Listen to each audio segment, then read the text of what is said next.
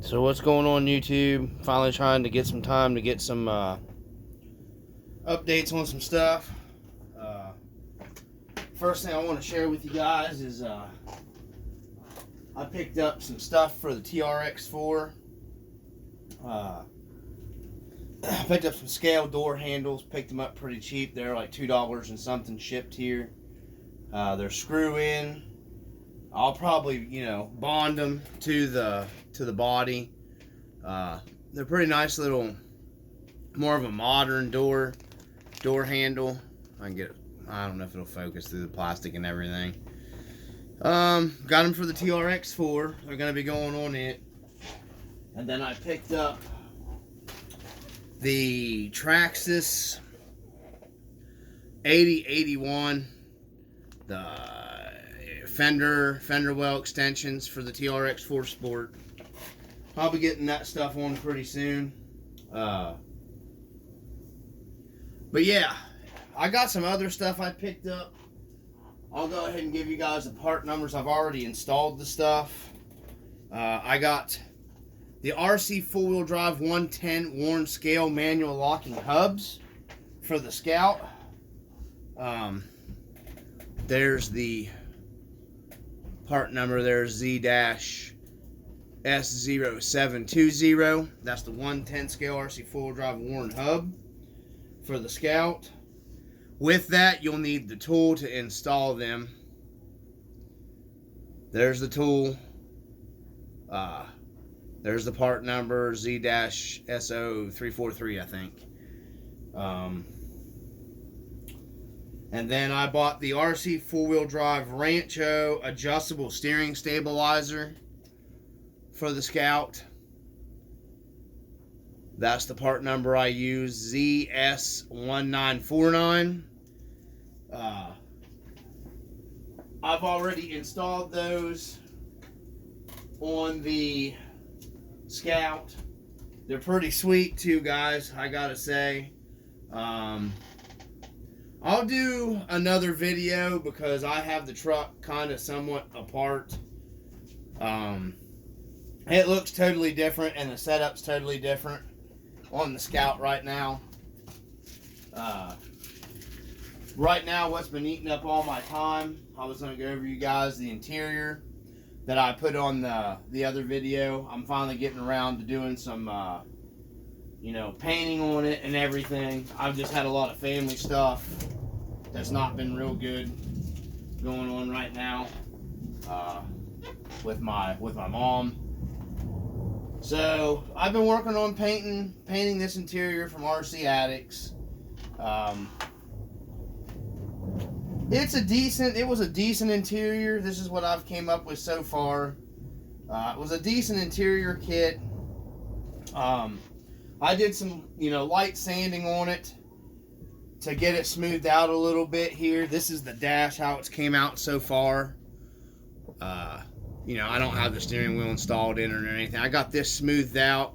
I left it a little bit of texture in here because, this is actually the collar interior, or pretty close to the collar interior that I had on my Scout, my 78. It had this almost collar interior in it from the factory.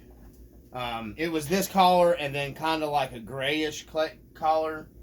So that's why I went with this. And then this is just a Rust-Oleum driftwood. It was real easy. I just kind of wet sanded this to get it smoothed out for the dash. And then the top part of this one I did. Okay, the seats I didn't really do a whole lot with because, they're seats, vinyl seats. They have lines and stuff in them anyways. So, that's the rear seat. I had planned on two-toning the interior. I probably won't now. I decided to keep. I had actually kind of two-toned it. I did some white accents around the dash part here, and then around here for your cup piece. I didn't like how it came out. I like the full solid driftwood piece with the black accents paint better. I'm getting ready to do some more touch-up detailing on here, the best I can. I've been researching. I was hoping to find something to use for my gauges, but you know, it is what it is. I guess I'm probably just gonna have to settle for what I have. There was some guys I seen that did some, you know, gauge stuff on 3D. I'm not messing with it, you know, the 3D print stuff no more. And then I was gonna have my nephew see if he could do something. There was a guy that was on the Gen8 forum. You know, only thing he would keep saying was, you know, the 3D print stuff. You know, I'm gonna try to paint this in here. You know, I'll do like the speedo, because this would be your speedo, and then like your amp gauge, and then your fuel gauge. This is the steering wheel, steering sector for it. There it is in here. You know, I mean, I'm happy with it. You know, it is, like I said, I got some more detail touch up here I have to do. You know, a little closer. Kind of did this like it was like, you know, lit up like the old backlit, the old 70s, 80s stuff had the crappy backlights. Okay. And, but anyways, I'm probably just going to do this like a black through here. And then I painted the vents, you know, black. And then all your control knobs. Mine were all chrome. You know, that's the closest I could get with the chrome was the, you know, aluminumized style paint. So, and then, but that's the dash. You know, I'm just basically trying to get it work to get it done. Because I've got some other stuff I want to move on to. Like I said, I've painted this twice.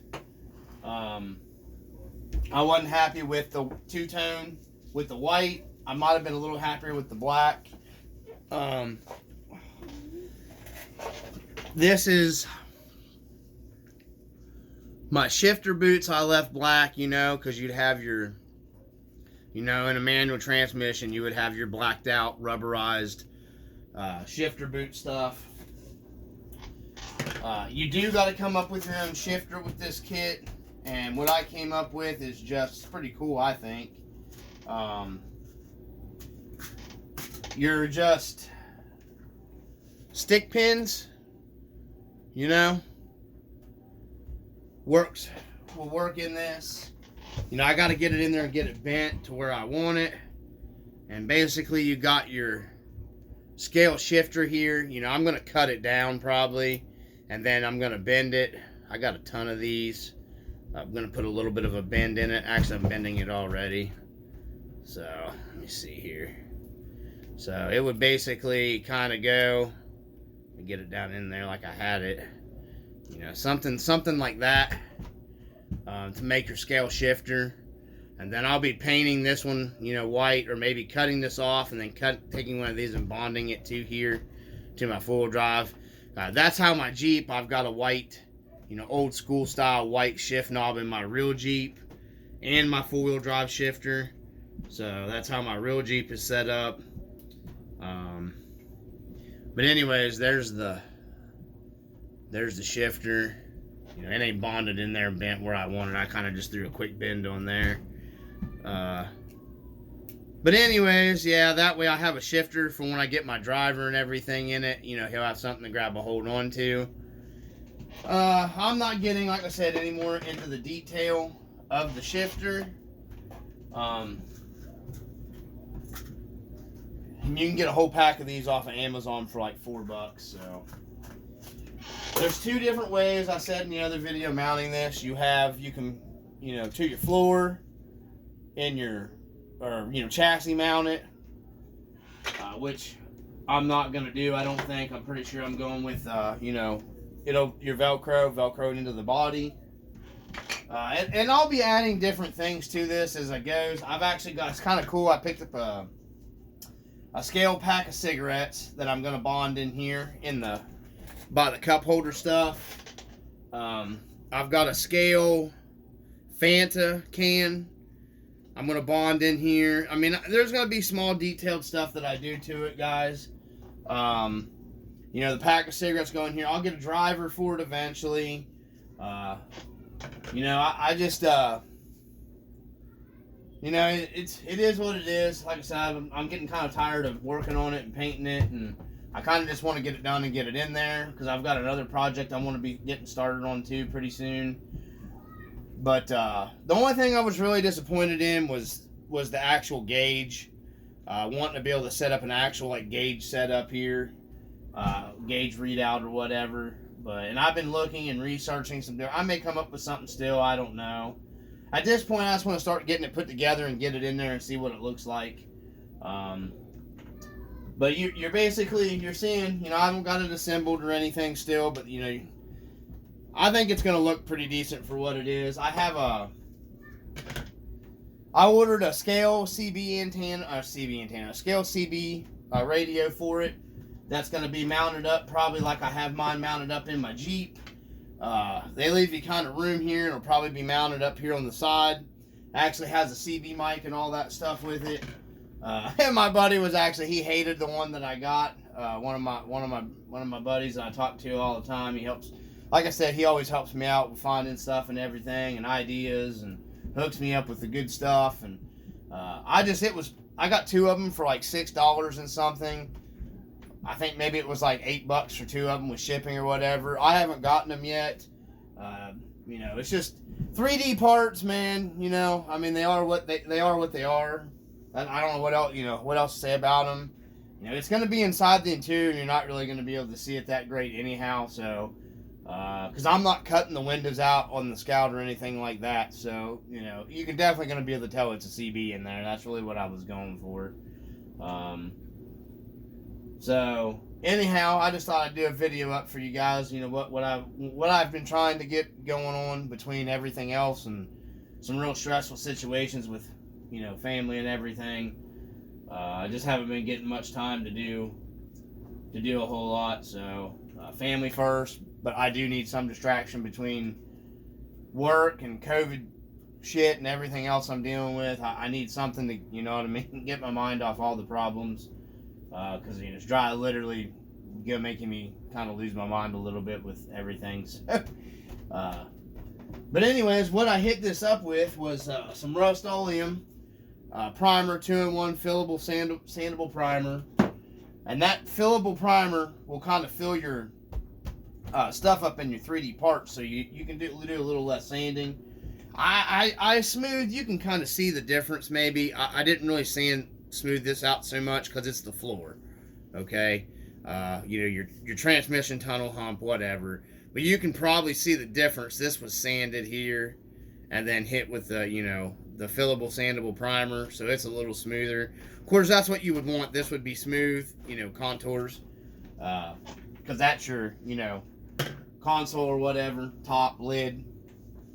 So the J Concepts deep dish RC 4-wheel drive wheels, the J Concepts aren't on the Scout for right now. I've pulled them. I'm running some the Proline wheels. I like them on the Endura heavyweight white spokes. I'll get another video up to show you guys the final setup for the truck. I'm not going to be changing anything else on it mechanically.